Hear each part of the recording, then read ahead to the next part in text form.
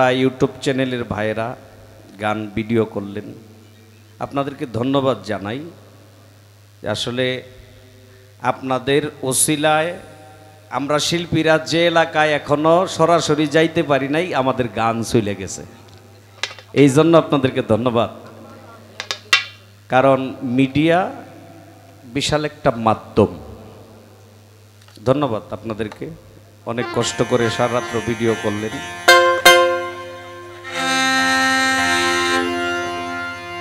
দেখেন, আমরা যারা গুরু মুর্শিদের গোলামি করি, মুর্শিদকে যদি নিদানকালে না পাই তাইলে আমার মানব জন্মটা বিফল। নিদানকালে দয়ালের প্রয়োজন কি, ঠিক না? এই বাড়ি গাড়ি টাকা পয়সা নারী এই জন্য মুর্শিদ লাগে না।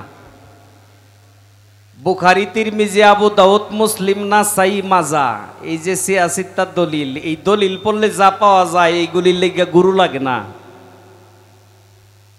বাবা। যে বিষয়বস্তু দলিল পড়লে পাওয়া যায় না, ওই বস্তুগুলির জন্যই মুর্শিদের প্রয়োজন।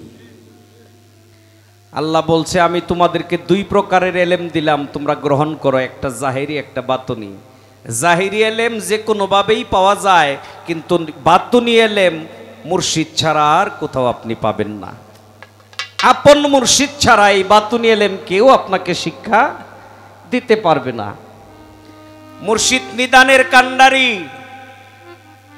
আল্লাহর নবী তার রূহ মুবারক নেওয়ার জন্য যখন আজরাইল আসলো, আয়েশা বলে, আসসালামু আলাইকা ইয়া রাসূলুল্লাহ, যদি অনুমতি দেন তাইলে আমি হুজরাখানায় ঢুকবো। নবী বলে, আসো। কি জন্য আসছো? এ আজরাইল, কি জন্য আসছো? আজরাইল বলে, হে আল্লাহর নবী, আল্লাহ আমারে হুকুম দিছে আপনার রূহ মুবারক নেওয়ার জন্য। যদি আপনি অনুমতি দেন নিব, আর যদি অনুমতি না দেন তাইলে আমি ফিরে যাব। যত বছর মন চায় আপনি থাকবেন, আল্লাহ আমারে এই হুকুম দিয়েই পাঠাইছে। আমার দয়াল নবী কয়, আজরাইল রে, আমি অনেক স্বাদ গ্রহণ করেছি দুনিয়ার মধ্যে। কুল্লু নাফসুন জায়গাতুল মাউত, এই যে প্রত্যেকটা নাফসের মরণের স্বাদ গ্রহণ করতে হবে, এই স্বাদটা আমি এখনো গ্রহণ করি নাই। তুমি তাড়াতাড়ি তোমার দায়িত্ব পালন করো। তবে আমার একটা শর্ত। কি শর্ত? আজরাইল, আমারে কিন্তু মরণের যন্ত্রণা দিতে হবে। আজরাইল থইমা গেছে এই কথা শুনা, বলে, হে আল্লাহর নবী, আমার তো ওই সামর্থ্য নাই, আপনাকে আমি মরণের যন্ত্রণা দেই? দয়াল নবী বলে, যদি আমার কথা না মানো, আমার হুকুম অমান্য করো, তাইলে কিন্তু আল্লাহর দরবারে তুমি অপরাধী। আজরাইল আল্লাহর কাছে কয়, আল্লাহ, এখন আমার উপায় কি? আপনার হাবিব মরণের যন্ত্রণা চায়, আমি এখন কি করব? আমার আল্লাহ কয়, আজরাইল রে, আমি যা জানি তুই তা জানিস না, তুই আমার হাবিবকে একটু যন্ত্রণা দে। দলিল প্রমাণ করে আমার রাসূল পাকের সিনার উপরে আজরাইলের শাহাদাত আঙ্গুলিটা লাগায়া সামান্য একটু চাপ দিয়েছিল।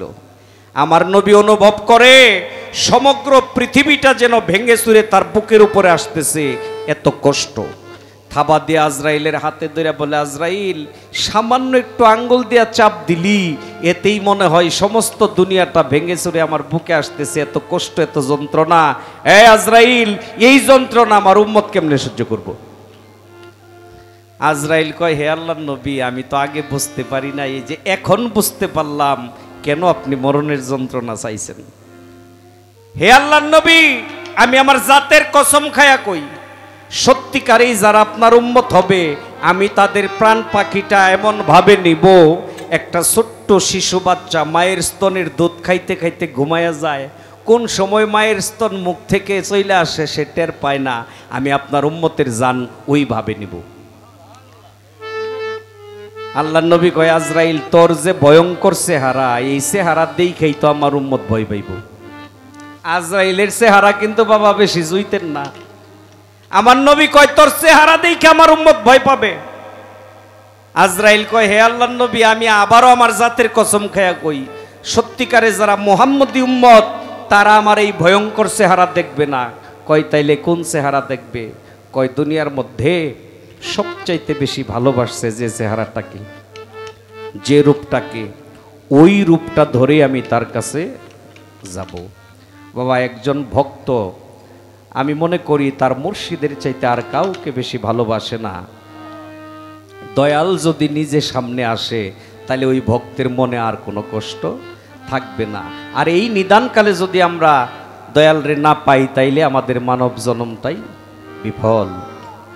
ওই জায়গা থেকে আমাদের নেত্রকোনার বাউল সাধক চানমিয়ার একটি গান, গানটাকে বিদায়ী বিচ্ছেদ বলা হয়। গানটা রাখি। তুমি ডাকিলেও বলার পানে সাইও রে,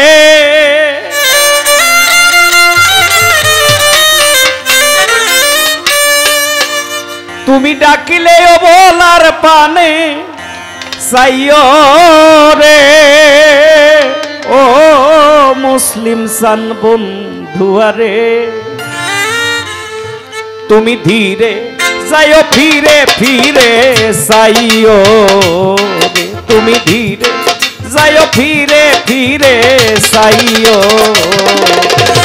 ডাকিলেও বলার পানে সাইও রে, ডাকিলেও বলার পানে সাইও রে, ডাকিলেও বলার পানে সাইও রে, ও প্রাণের বন্ধুয়ারে, তুমি ধীরে যাইও ফিরে ফিরে সাইও রে, তুমি ধীরে যাইও ফিরে ফিরে সাইও রে, ডাকিলেও বলার পানে সাইও রে, তুমি ডাকিলেও বলার পানে সাইও রে, ও দুঃখের বন্ধুয়ারে, তুমি ফিরে যাইও ফিরা পানে সাইও, তুমি ফিরে যাইও ফিরা পানে সাইও। চাঁদনি রাতে আইসো দয়াল রে, ও মুসলিম সান চান্দেরি বাহার, তোমারে বানাইয়া রাখবো আমার গলার হার রে,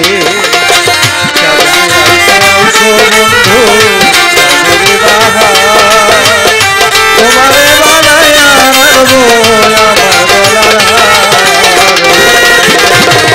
চাঁদনি রাতে আইসো দয়াল রে,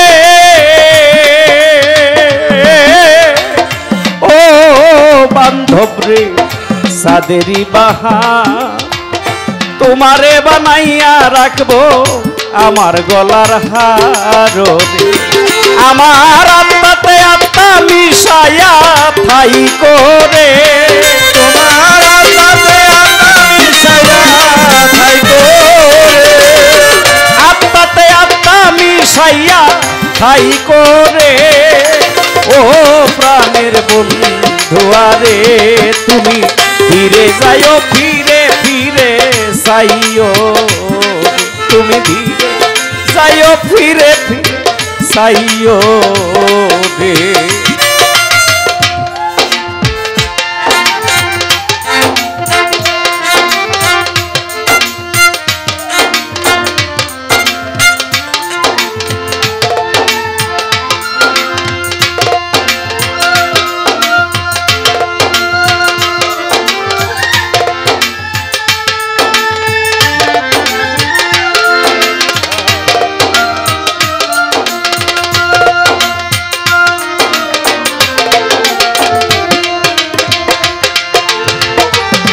যাইও ফিরা পানে যাইও, তুমি ধীরে যাইও ফিরা পানে যাইও।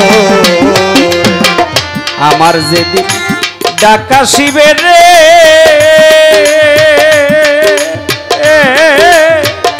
ও মুসলিম সান যাব বন্ধুর বাড়ি, আমার লাইগা কি নাই আইনো সাদা মার্কিন শাড়ি রে, আমার যেদিন হবে দিয়া যাবো আপন বাড়ি, বাজার হবে কিনা আইনো সাদা মার্কিন শাড়ি।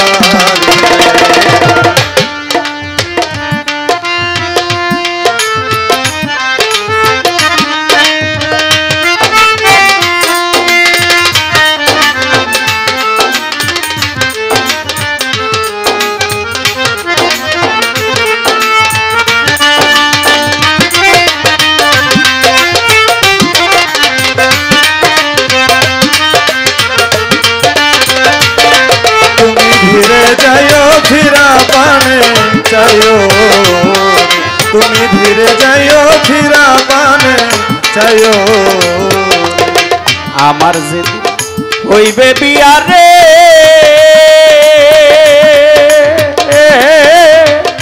ও মুসলিম সা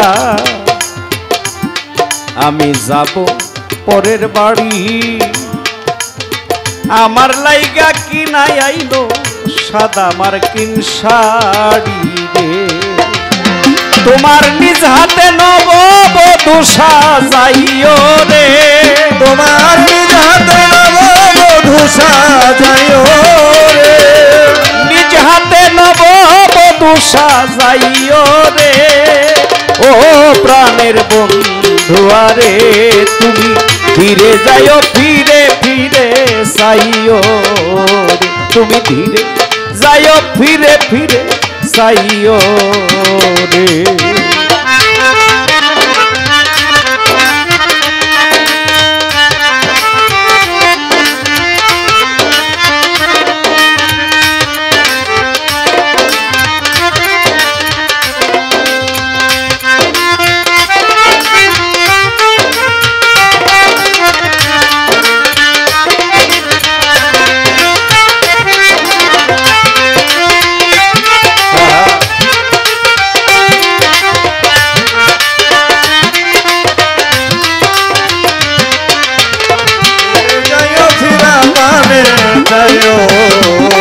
তুমি ধীরে যাইও ফিরা পানে চাইও আমার বিয়ার যাত্রী যারা রে ও মুসলিম সা আমি চারজনারে দেখি তারাও নাকি ছেড়ে যাবে আমায় দিয়া ফাঁকি রে যাত্রী যারা চারজনারে দেখি তারাও নাকি আমায় রেখে দিয়া যাইব একটা মানুষকে যখন কবরের দিকে নেওয়া হয় তখনও সে ভাবে যে এই চারজন আমার সাথে যাবে আমরা খাটিয়া ধরি না চার কোনায় দুইজন কবরে নামে তখন ভাবে যে এই দুইজন যাবে একজন ওইটা পরে একজন থাকে তখন ভাবে এই একজন যাবে মুখের বাদন খুইলা দিয়া সেও যখন ওইটা পড়ে তখন বুঝে কেউ আমার সঙ্গের সঙ্গী নাই ওই নিদান কালে যেন আমরা দয়াল রে পাই তবে আমাদের গুরু গোলামিটা সার্থক আমার যেদিন হইবে নায়র রে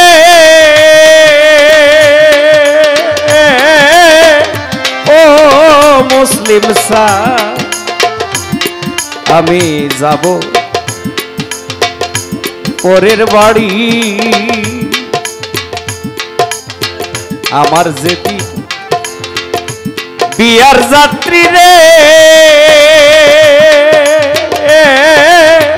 ও মুসলিম সা আমি চারজনারে দেখি তারাও নাকি ছেড়ে যাবে আমায় দিয়া ফাঁকি রে সাধক চান মিয়া কয় সঙ্গে মুর্শিদ তাই করে সাধক চান মিয়া কয় সঙ্গে মুর্শিদ তাই করে সাধক চান মিয়া কয় সঙ্গে দয়াল তাই করে ও প্রাণের বন্ধু আরে তুমি ধীরে যাইও ফিরে ফিরে সাইও রে তুমি ধীরে যাইও ফিরে ফিরে সাইও রে ডাকিলেও বলার পানে সাইও রে ডাকিলেও বলার পানে যাইও রে ডাকিলেও বলার পানে সাইও রে ও মুসলিম সান বন্ধু আরে তুমি ধীরে যাইও ফিরে